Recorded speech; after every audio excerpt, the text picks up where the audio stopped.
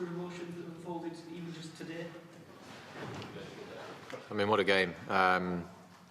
Obviously, after I got out and to watch sort of what unfolded after there was massively up and down.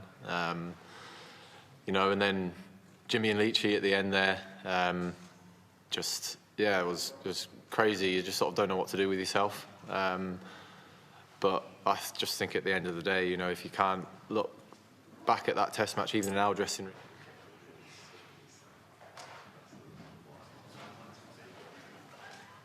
Yes.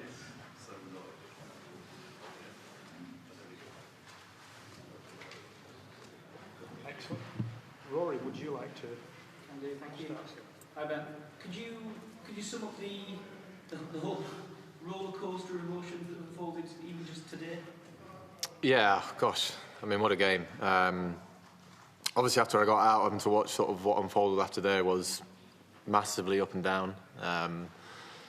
You know, and then Jimmy and Leachy at the end there, it was just crazy. You just sort of don't know what to do with yourself. But I just think at the end of the day, you know, if you can't look back at that test match, even in our dressing room, being on the losing side, and just, you know, be quite thankful that you've been involved in a game like that, because test matches like that don't happen that often and don't come around that often either. So, I think just even looking at, you know, watching Jimmy and Leachy walk off there, I think they appreciated that in the moment as well.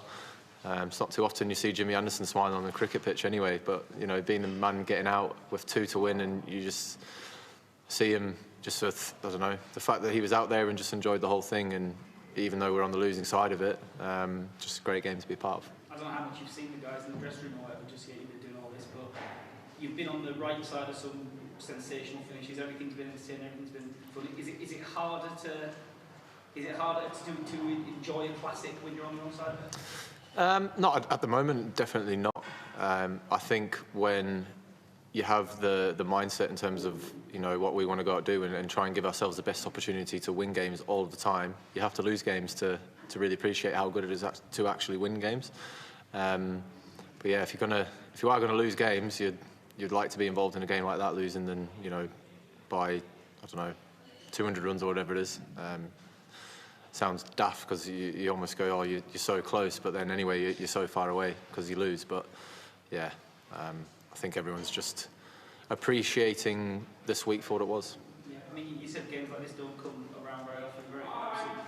Absolutely back on, you know, the 4th time someone's lost a game and having been forced to follow on. Rewinding back through all the stuff that's happened to that moment when you decided to follow on. Like, could you ever imagine the way you could lose the game, or was it just was how you were going to win the game the only question? Yeah, I mean, look, I think you look back to that point and the 3 innings before.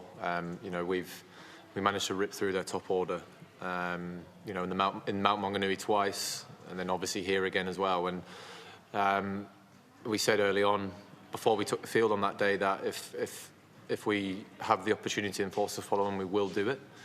And I knew that New Zealand would have to play pretty much the perfect game to win this game. But even then, you know, bowling them out and having to chase 250, it was always our game to lose. And, you know, you've got to give credit to New Zealand, not only for the way in which they played to allow themselves 250 runs to bowl at, but also the way in which they bowled. You know, teams are allowed to be better than us. We can hold our hands up and say that this week, when it came to the crucial moments in the game, that New Zealand were better than us, and we're absolutely fine with that.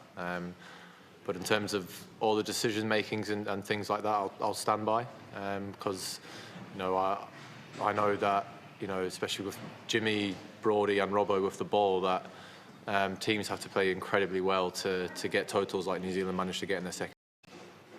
Chris Stokes? Ben, you said right from the very start, sometimes captain, you know, you're not really bothered about results, thinking about results. Is that test match kind of a case in point, actually, maybe the result was the most important thing? Yeah, I think it's just important to not make that sound like we're not bothered about losing. We obviously are very disappointed that we've lost the game, you know. If I was to come out and say I'm not bothered that we've lost, then it wouldn't obviously sound good. We'd much rather be in the New Zealand situation where they're happy with the win.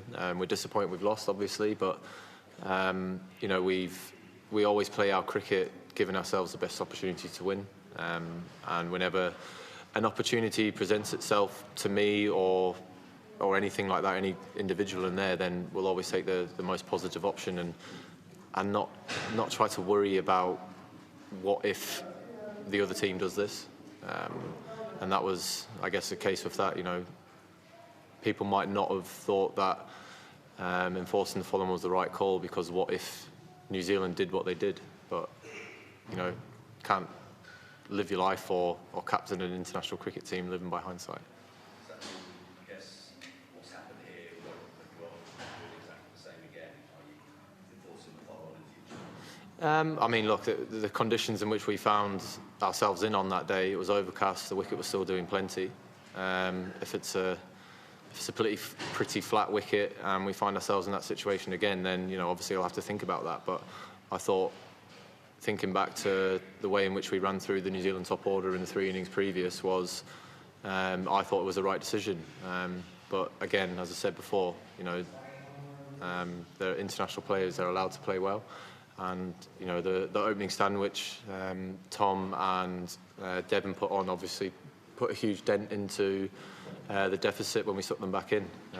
Kane played wonderfully well. He's a very hard man to get out when he gets into that rhythm. But again, you know, chasing 250 is something that we'll probably just look back on a batting group and just say we just weren't good enough this week. George? How's my knee? Yeah. Look, I'm not going to lie, it is incredibly frustrating, knowing that something is holding me back being able to fulfil my role, especially as a fourth seamer. I've been working hard with, you know, the physios and the medics out here to try and get myself into a place where I can fill that role, you know, how I have done over the last, you know, 10 years or however long it is. But look, I've got a, you know, 4-month period now to get it sort of even better before that Ashes, because I want to be turning up in Birmingham, being able to fulfil that role properly. It is very frustrating knowing that I can't quite give everything that I normally do, but I'll be doing everything that I possibly can to give myself the best opportunity of not having to worry about that. But I'm not going to lie to you guys and say but it has been very frustrating over the last period, knowing that something has been holding me back from being able to perform as well as I'd like to. Did you know when you enforced the follow-on that you weren't going to be able to play a role as a bowler? I'm not a surgeon, but no, look, I knew that I bowled a bit in that innings and it didn't feel good, but I've got all the confidence in my bowling group, you know, the 3 seamers, Leachy, now obviously Harry Brook, knowing that when they're at their best that they're a nightmare for any opposition. But again, as I say, other teams are allowed to play well against us, and I thought New Zealand just played incredibly well in their second innings. Do the events of the last few days, as you say, with the frustration on it, did it in any way change your mind about what you're going to be doing with this 4 months, i.e. going to the IPL? I know that's not tricky. No, you know, I've been able to. I've been in different situations where I've gone through periods of being, you know, good. I've gone through situations and periods where it's not been good. But I think if anything now, I'll probably take my commitment to getting it better even more. I've been working hard with our physio and our medics, but once the games came around, it's been hard to sort of get everything done, specifically around my knee. But over the next 4 months, yeah, I'm going to have a lot of time to be able to make sure that I give myself the best opportunity to get that right. Paul, then we'll take 2 more. Sorry, I might be seeing this rally today, but just to clarify that, Tuesday, do you think you might express for those 4 months, or with the IPL being jeopardy, or do you still... No, don't worry, I'll go to the IPL. Sorry? I'm going to the IPL. Sorry, with the strain on the knee, like on 4 overs, for instance, it's not the same sort of I mean, look, I've worked with Flem. I've had conversations with Flem, and he's fully aware of the situation with my body at the moment. So it'll just be a sort of week-by-week case, I guess. Yeah. Have you actually had a diagnosis? I do, but I'll keep it to myself.